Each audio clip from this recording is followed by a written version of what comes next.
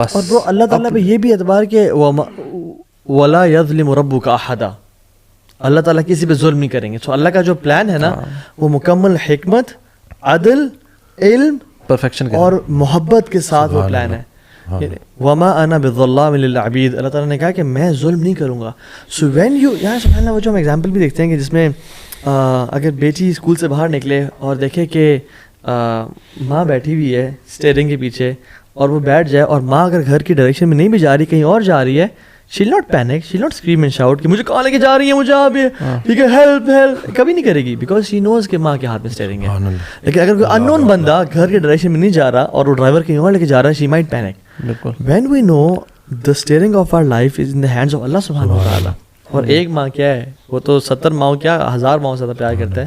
So why should we take stress and we just say کہ Allah knows, Allah کے plan میں، یا Allah I trust your plan, میں نے آپ کے حوالے اپنا کر دیے، جو ہوگا مجھے پتہ ہے میرے لیے خیر اور بہتری کا باعث ہے.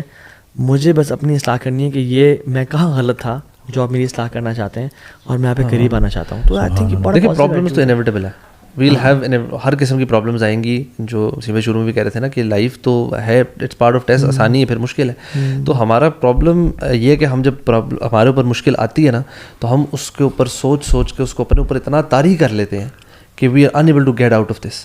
اور یہی جو بات ہے کہ یا تو پاسٹ کا غم لے کے بیٹھ جاتے ہیں کہ میرے ساتھ ایسے کیوں ہوا، میرے ساتھ جاتی ہوئی، یا پھر constantly thinking about the future.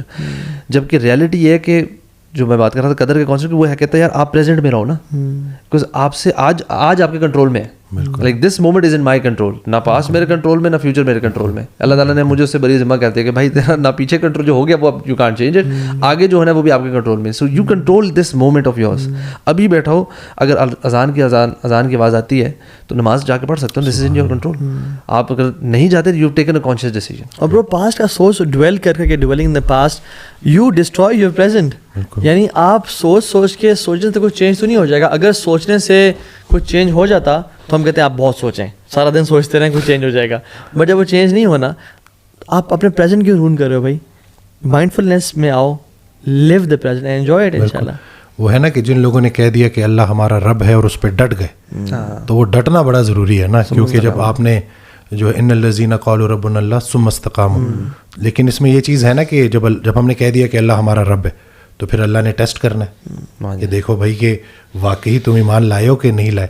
اور اس میں بھی سب سے پہلی چیز جو اللہ تعالیٰ ٹیسٹ کرتے ہیں نا قرآن، وَلَنَبْلُوَنَّكُمْ بِشَيْءٍ مِّنَ الْخَوْفِ، یعنی جو خوف ہم جو آج بات کر رہے ہیں نا، اللہ تعالیٰ نے اس کو لسٹ پہ ٹاپ پہ رکھا ہے کہ ہم تمہیں خوف سے آزمائیں گے اور بھوک سے. اور حضرت واصف رحمۃ اللہ کہتے ہیں کہ سب سے بڑی بھوک وہ ہے کہ خواہش بھی ہو اور پوری بھی نہ ہو رہی ہو. کم آرزو والا انسان پرسکون رہے گا. ایک چیز تو آپ کے ہاتھ میں ہے نا، وہ کہتے ہیں نا اتنی خواہشیں لوگوں نے اکٹھی کی ہوتی. میرے پاس ایک شخص آیا تو میں نے اس سے پوچھا کہ آپ کو انگزائٹی ڈپریشن کیوں ہوا؟ کہتے پہلے میں برانڈیڈ چیزیں لے سکتا تھا، اب نہیں لے سکتا. میں نے کہا اس کے علاوہ؟ That's it. میں نے کہا نہیں اور کوئی مسئلہ؟ کہتے نہیں ابھی بھی الحمدللہ سب چل رہا ہے، لیکن پہلے جو چیزیں میں بائی کر سکتا تھا اب میری وہ نہیں رہی، بینک پاور نہیں رہی. تو اس وجہ سے میں دیکھ رہا ہوتا ہوں کہ میرے دوست نے یہ پہنا ہوا ہے، فلانے نے یہ پہنا ہوا ہے، صرف کمپیریزن کی وجہ سے. حالانکہ رسول اللہ صلی اللہ علیہ وسلم کی حدیث ہے کہ جب بھی دیکھو اپنے سے نیچوں کو دیکھو کہ دیکھو لوگ کن کن حالات سے گزر رہے ہیں. وہ نا خوش نصیب ہوا ہے جو اپنے نصیب پر خوش ہے.